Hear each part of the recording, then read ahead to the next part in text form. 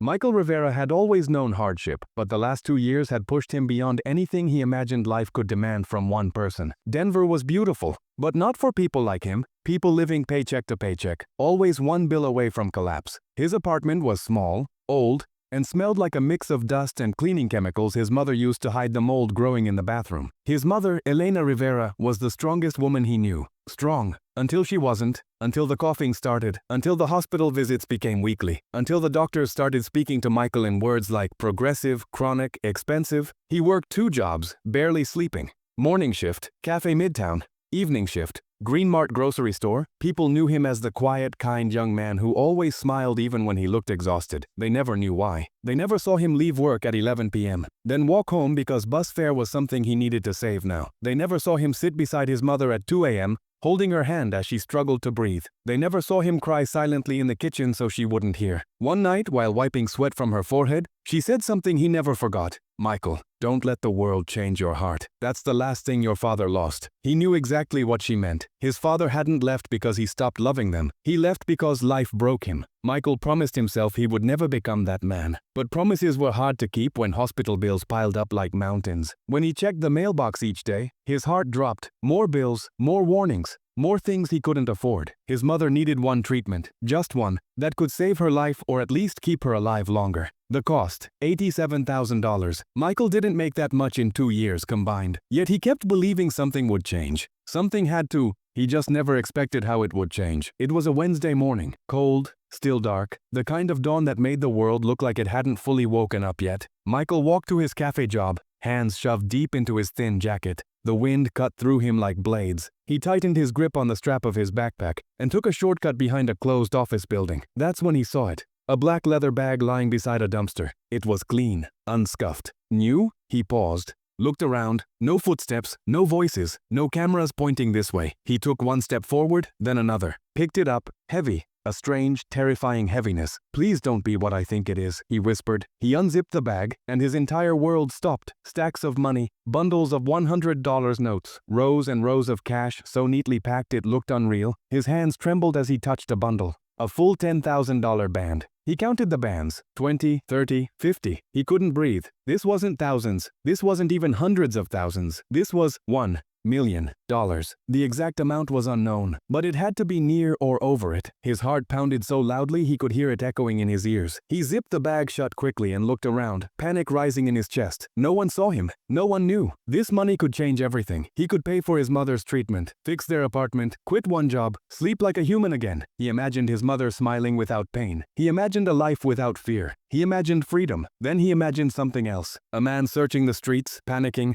A family losing everything. Someone crying over their life savings. He felt sick. Why him? Why now? Why when he needed money the most? He sank to the ground, burying his face in his hands. "This isn't fair," he whispered. "God, this isn't fair." He wasn't a thief, but he was a son, a desperate son. Which part of him was stronger? He sat there for a long time, fighting a war inside his soul. Then he remembered his mother's words, "Don't let the world change your heart." And in that moment, he made the hardest decision of his life. Carrying the bag felt like carrying a mountain. He walked toward the police station with shaky steps. The cold morning air burned his lungs. Every part of him wanted to turn back. He imagined walking home with the bag. He imagined giving it to the hospital. He imagined saving his mother's life. But he kept walking. Tears blurred his eyes as he wiped them with the back of his sleeve. "This isn't mine," he whispered. "This isn't who I am." When he reached the police station, his legs felt like they might collapse. A female officer at the front desk looked up. "Morning, can I help you?"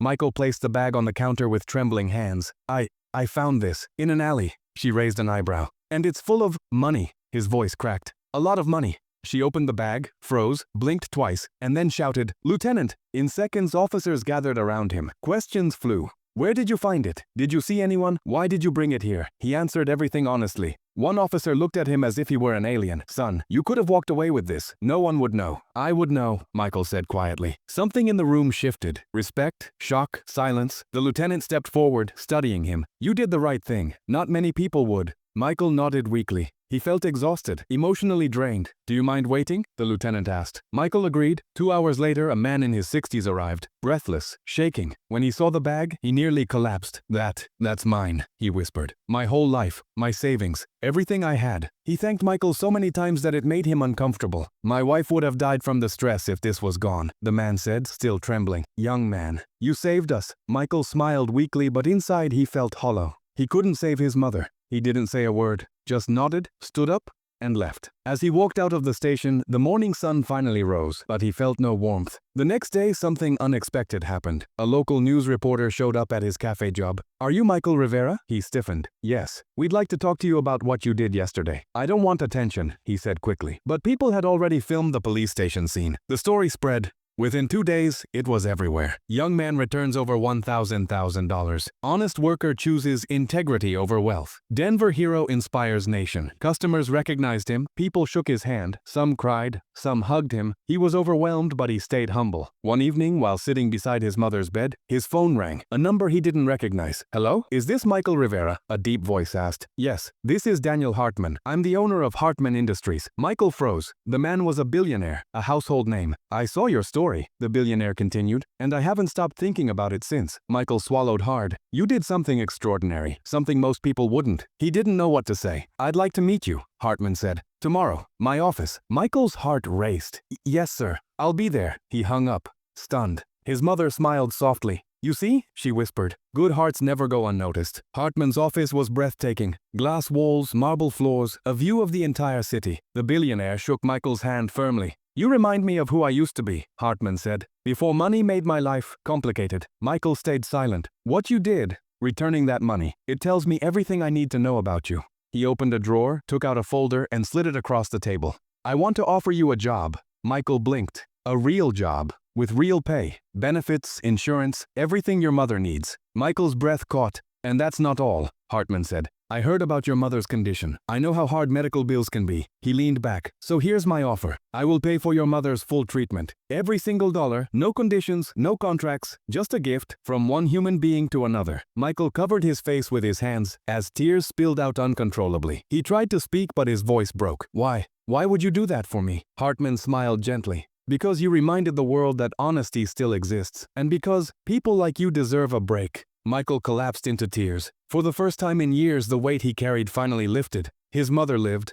She recovered slowly but beautifully. Michael got a stable job. His life transformed, all because he chose honesty over desperation. Months later, Michael sat beside his mother in the hospital garden. She was healthier, smiling again, with color returned to her cheeks. "See?" she whispered. "You didn't lose who you are." He held her hand tightly. "No, Mom. Because of you." She leaned her head on his shoulder. "You saved me." He shook his head slowly. "No. The world saved us because you taught me to be good." A gentle breeze blew across the garden. Michael closed his eyes, feeling peace for the first time in years. His life wasn't perfect, but it was honest, and that honesty had given him everything he thought he had lost.